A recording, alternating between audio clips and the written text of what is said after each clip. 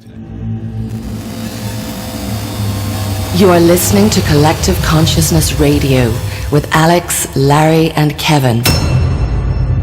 All things are connected. All things are connected. I always feel like when I sit down to write a song, it sucks. Maybe other people can do that. I'm going to sit down, I'm going to write a song, and I'm going to create it. The only times that I feel like a song that I write ends up being a good song and other people like it is when it just sort of comes to me out of the ethos, if I can sort of say it that way. I just sort of hear it. Out of zero. Yeah, out of nowhere. Out of zero. I almost feel like a conduit more than I feel like a writer. Yeah. Like it's just, I'm the vehicle.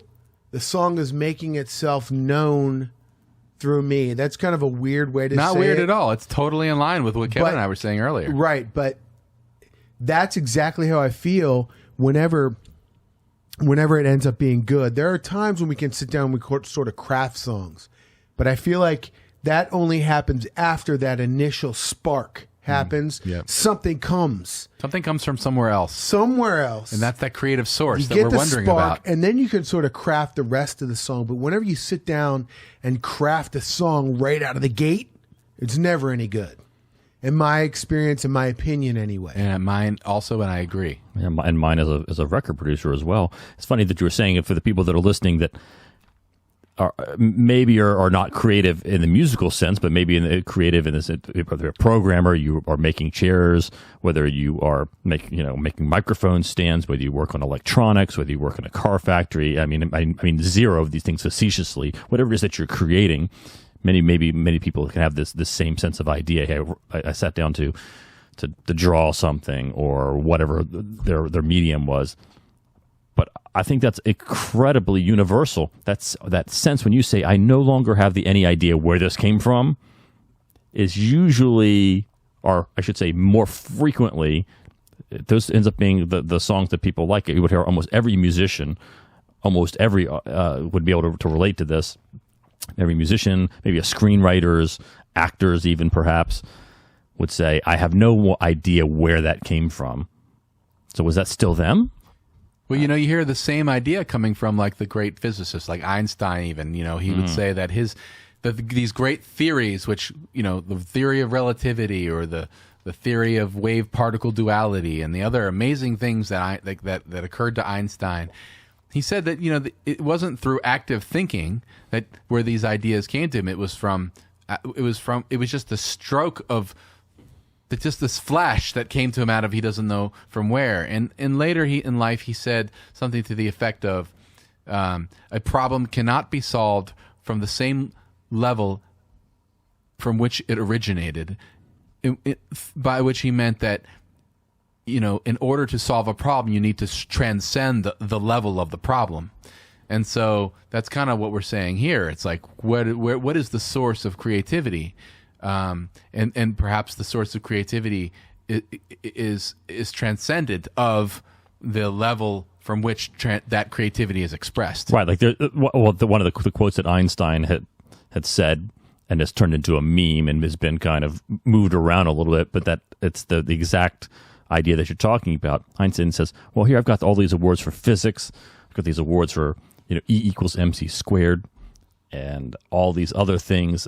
And he says, I'm only describing something that already is there. Almost like me saying, hey, I, Kevin, am going to write a paragraph to you, Larry, and to you, Alex, about what this table is like. Right now, there's two candles that are burning on this table. There's a couple of laptops. There's 3 microphones, a bunch of cords.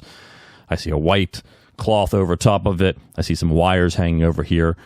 And then you, Alex, and you, Larry, say, Kevin, you are brilliant. We're going to give you awards for that description.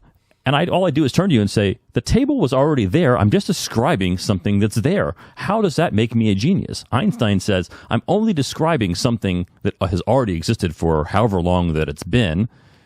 How does that make me a genius? In the same way, like a song, you're tapping into the collective and saying, where does that song come from? However, the fact that he's the first person to be able to make that description does make him a genius in some ways. Okay, fair enough. But because no one else has been able to make that description before, make that distinction or recognize it in some ways. So, right, he took very simple ideas and put them together in new ways, and that's the genius. That's the genius of it. Right. The fact that he could see something that was standing right in front of everyone all this while, but he just asked very simple questions, and he framed them in the context of these thought experiments in ways that people just didn't often think about them. That itself was the genius of it. So really, Larry, what you're saying is, and I think I agree with this, is the genius is just a changing of the definition. The genius is really that he was the first to describe, which was something that was already there. The genius wasn't really in the fact that he created, or like, I didn't put together this table with 2 candles and a bunch of laptops and microphones on it. So Einstein certainly did not create the universe, but the genius is in really being the first guy to figure it out in that way. Or to be able just to ask to be able to break it apart in a new way and see it in a new way. That's the genius. Sort of the term genius comes from the IQ scale, though, right? So that term comes from people's, what does IQ mean? It's your ability, or one's ability to comprehend things and understand things in a certain way. It just comes from that scale, right? So when you say the term genius, that's kind of where that comes from. And the same thing for terms like idiot and moron and other things like that, right? The coveted idiot and moron scale. Right. Where is your Grammarly.com now, Larry? But that term comes from that. So maybe there is some IQ level or some innate ability that some humans have.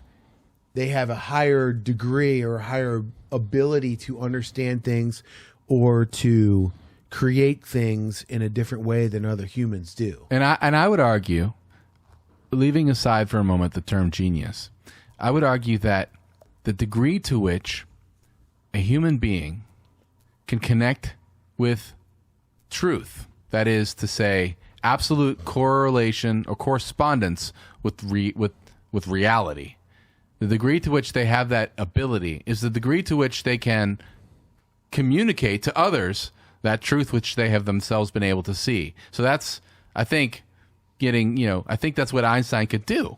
Because for whatever reason, he was just able to step outside of himself, outside of, the normal kind of human perspective, and silence that kind of thing, kind of silence the normal, like, I want a sandwich, I want this, I want that, whatever, and just see the problem that he had spent his life thinking about, and pull together these parts in new ways, and to extract a new, more profound level of understanding.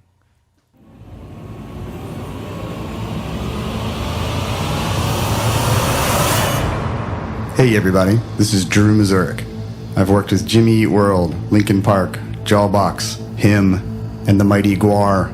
You're listening to Alex, Larry, and Kevin on Collective Consciousness Radio.